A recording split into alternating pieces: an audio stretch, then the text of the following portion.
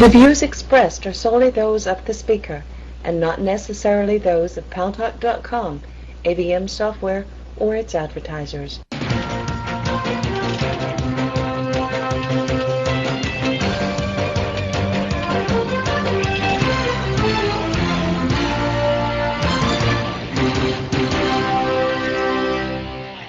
News Talk is online.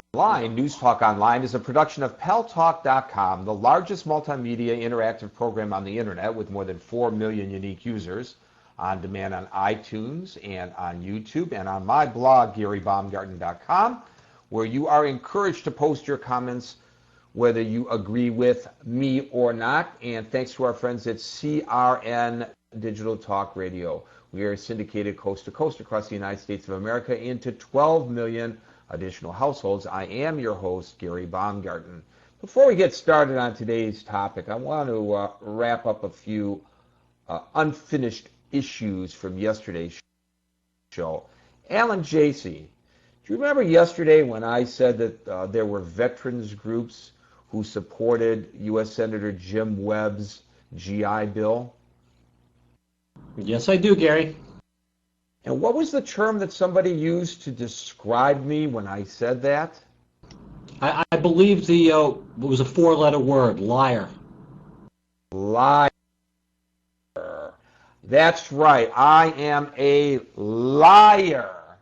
Let me read you something from the Washington Independent. This dates back to 4/30 of 2008. Under blustery skies in the nation's capital, lawmakers joined scores of veterans. That is right, scores of veterans Tuesday to drum up support for a bipartisan proposal granting full tuition benefits to those returning from the Iraq and Afghanistan wars.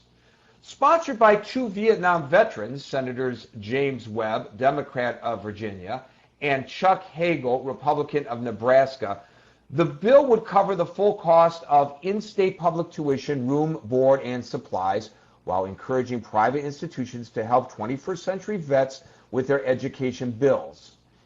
In contrast, the current benefit, the Montgomery GI Bill, is capped over 4 years, leading critics to argue that it's insufficient to cover the ever-rising expense of a secondary education.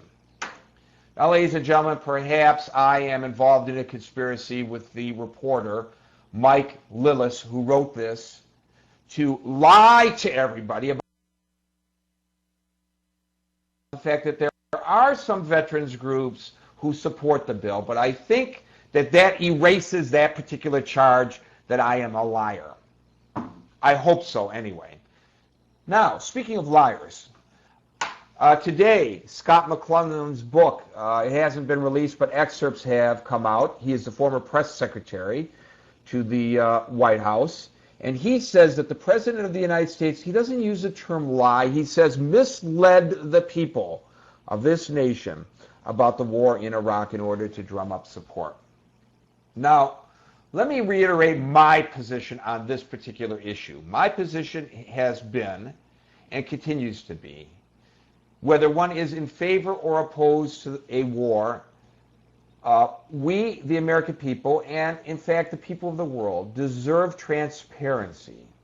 When the United States enters an armed conflict, the government owes its people, and more importantly, owes the brave men and women who volunteer to serve in the armed forces of these United States, an accurate assessment of what the mission is. We should not be misled about the reasons for going to war. We should not. They are owed, and we are owed, an explanation. If you want my support for your action, Mr. President, to enter an armed conflict as a citizen of the United States, if you want my support for this, then you better be forthright about the reasons why we are going to war. Otherwise, you are misleading me. And I find that offensive. You know, ladies and gentlemen, the reason for this war has changed, hasn't it? Originally, it was WMDs, weapons of mass destruction. Then it was regime change, and then it was spreading democracy across the Middle East. To this day, some 5 years later, I'm still not certain why the United States went to war. Isn't that a shame that so many of our fellow citizens have paid the ultimate sacrifice? Others have suffered physical and mental wounds fighting a war for which we do not know why they are there. We can speculate. We can argue about the reason.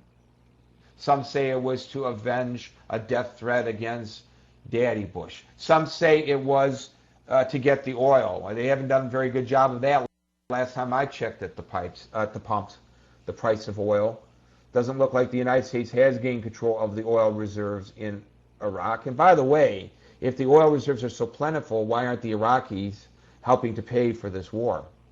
Interesting question, isn't it? And let's not forget the scores and scores and scores of Iraqis who have died, non-combatants as well as combatants. If we're going to go and ask people to put their lives on the line, we should be forthcoming about it. Now, it's interesting that Scott McClellan, when he was the president's press secretary, was spinning this war on behalf of the White House. And now that he has outed the presidency, the current press secretary, who served as his deputy, is attacking Scott, saying that he's a disgruntled former employee. And this is not the Scott we knew and loved when he was in the White House. That's the White House's response to it. Karl Rove, who is quoted extensively in the book, also blasts McClellan. Well, you know, Karl Rove is the king of doctoring spin, isn't he? Okay, well, I want to know what you think about it. Now you know what I think about all this. And by the way, I also want to point out to you, ladies and gentlemen, that today the President of the United States spoke in Colorado Springs before the graduation ceremony of the Air Force Academy and compared this war to World War II. Well, that's enough to make any World War II veterans have their bile rise in their throat. To make a comparison between the fight against Nazism,